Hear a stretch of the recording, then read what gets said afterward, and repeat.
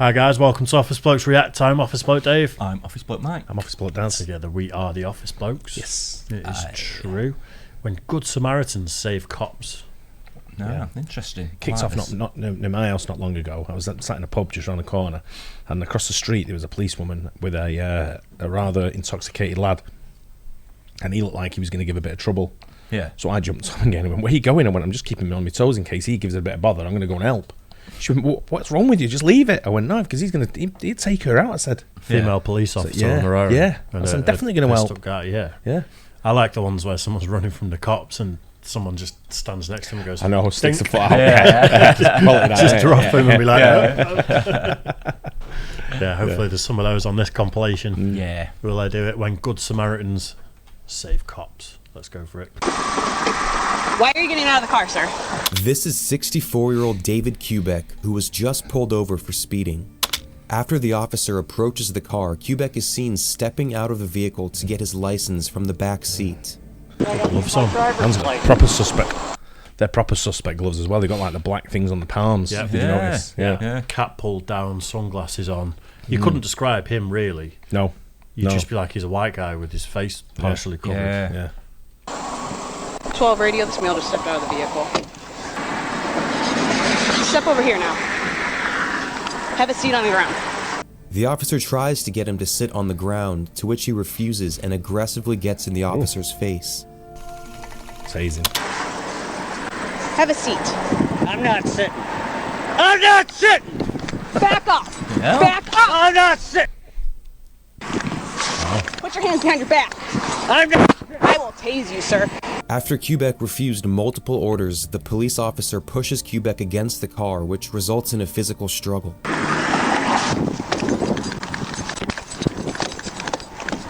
Quickly, the officer realizes she is overpowered by Kubek. Thankfully, 4 people passing by get out of their cars to assist the officer and help detain the man. What the...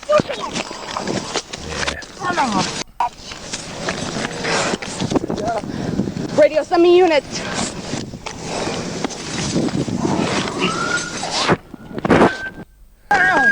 Knock it off, man! Knock it off now! You don't do that to a woman. Just see members of the public like, Yeah, I know. That's what I'd be like. Proper Knee in the back. knee right in the back of the head. Up there. Yeah. I'd probably get my money's worth. Having a go at that. That's what you want, innit? Members of public. Yeah, Get stuck in there. there's we've reacted to him actually. Jocko Willink, the ex-Navy SEAL. I think we did one of his motivational videos. He said that police should be doing, I think it's like 70% police work, 30% training at all times. Because obviously he's military and he spends so much time training. Oh, yeah. It's like a lot of these cops do little to non-training, get your badge and then it's go. And what he means is like jiu-jitsu, self-defense techniques. Yeah. Because in that situation, she could have had the skills to be like, Just take him out. twist him into a pretzel and arrest him. No, I agree with that. Because she's in a lot of danger there, potentially. You know what the funny thing you say that though, because the police officers I know, they're all trained in, they're all like judo guys or. Oh, really? Yeah. Is that Boxing, off their own judo, back? Off their own back, yeah. Yeah, so that's but the they thing. still compete at like levels. They're in tournaments and stuff. Yeah. But they're cops and they're just like, and you look at them and think you got that look, and you know you'll just sort of like. Yeah. Think about you're gonna about find out. Yeah. If you're in the police, you need to be able to do something. I think like so, that, yeah. without a doubt. But it should be like subsidised, or it should be a part of your job. Yeah. Is to do X amount of jiu-jitsu or Yeah, whatever. true. Yeah. My niece is a police officer, as you know, and she's not. To my knowledge, she's not trained in any kind of combat, but she's just a psychopath. That's fine. It trumps them all. She's playing top trump, she just plays her card and beats Jiu-jitsu, everyone. judo, or psychopath. Any one of those. Do you understand me? Kubek is being charged with assaulting an officer and resisting arrest, along with his speeding ticket. Idiot. Oh, there's a citizen going after him. Police Yes. were chasing a suspect in a stolen truck. They say they tried to pull the man over, but he took off. They followed the suspect, weaving through traffic and neighborhoods before finally ending up in this industrial complex. Going behind the building. Okay, got him over here to the... No, he's got nowhere to go. It's over here to the left, Dave. The man took off on foot, jumping over a fence to get away from police. That's a kid. Oh, come on.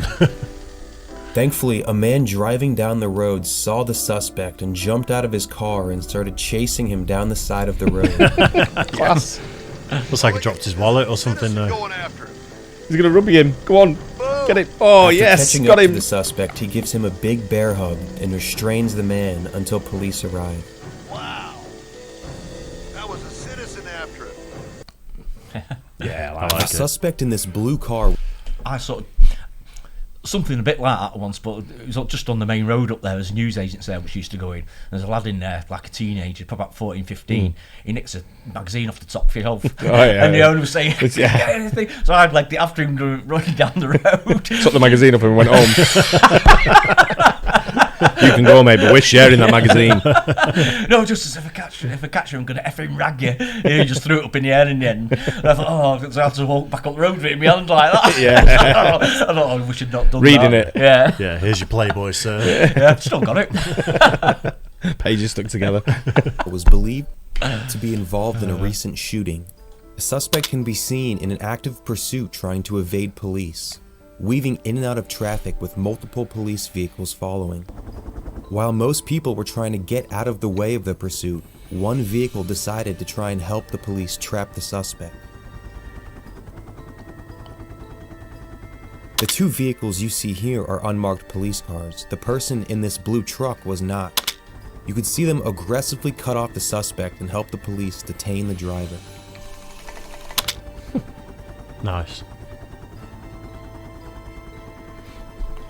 Yeah, going nowhere. A mom with a baby stroller was walking down the side of an alley waiting for a car to pass them. The driver of the car is 16-year-old Christopher Baca, who seems to be intentionally driving straight towards the mother and her baby. What? You can see Rachel, the mother, attempt to lift the stroller over What is the wrong with oncoming people, Jeep. man? Oh my god. What? After striking the two, the driver keeps going, trying to flee the scene.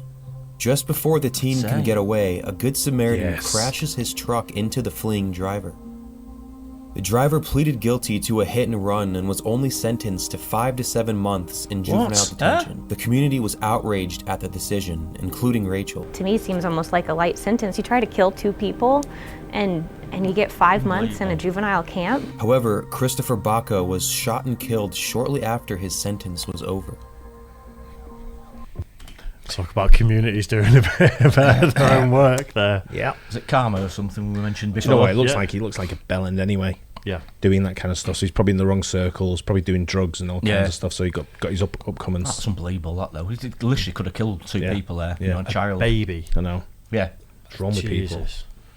I hope they never found the person that shot and killed You him. should give him a bloody reward. Just don't investigate it. Yeah. Just be like, Just go, oh well, shit He happens. obviously did it to the wrong person, didn't he? I think. So It's probably a reprisal for Yeah, that, to be probably. fair. could be. If that was in your community and you saw that and you know the guy was out in 5 months, you'd expect something It's to like happen, if you wouldn't see that guy who hangs around this area, what he got put away with. Well, I don't know if he's been put away yet. What happened? I don't know the outcome.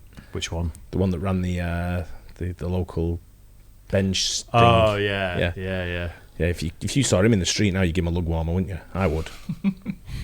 Can't confirm or deny. You might have done that. 2 police officers got into a foot chase with this man, who took off after police tried to pull him over for driving a stolen car. The license plate was showing to be a stolen vehicle. During the foot chase, one of the officers starts to tire out. Running in the summer heat with an extra 20 pounds of equipment starts to finally slow him down. What's up? Yeah. But that's when Jimmy Davis pulls up and offers the officer a ride. I said, sir, so would you want a ride? He goes, yeah, man, let me get in. The Good Samaritan saw the police chase happening and offered to lend a hand. At the right place at the right time to help an officer. I appreciate it. Davis brings the officer to his partner, who already has the suspect on the ground. Had to get a taxi, don't mind me. Be embarrassing that as a cop, wouldn't it? Getting chopped off by someone. You're a member of the public. Was that 8 Mile Road? Is that the movie? I missed that. What was it? Detroit. Detroit, yeah. Already has the suspect on the ground. Had to get a taxi, don't mind me. Police were in pursuit of a fleeing vehicle carrying 30 bundles of heroin. Into the Myers parking lot. After turning into a parking lot, the suspect nearly crashes.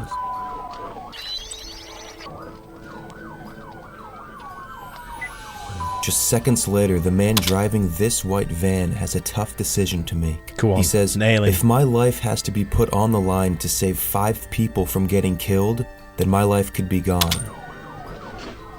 Good lad. The man pins the suspect's door shut so he can't escape. Get your fucking hands up! Look at the driver of the van. He looks like he's got his hand on his hip as if he's going to pull a gun. Yeah, no, yeah, doesn't he? Either that or he's got some people in the back of that van that aren't meant to be there.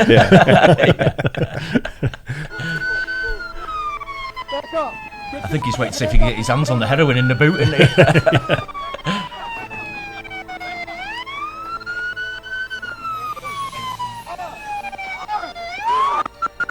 Police later found a stolen handgun with 30 rounds in the car. I thought he was going to say in the white van then. After pulling the man over for reckless driving, the suspect immediately gets out of his car and lays on the ground in the middle of a busy intersection. What are you doing? Who?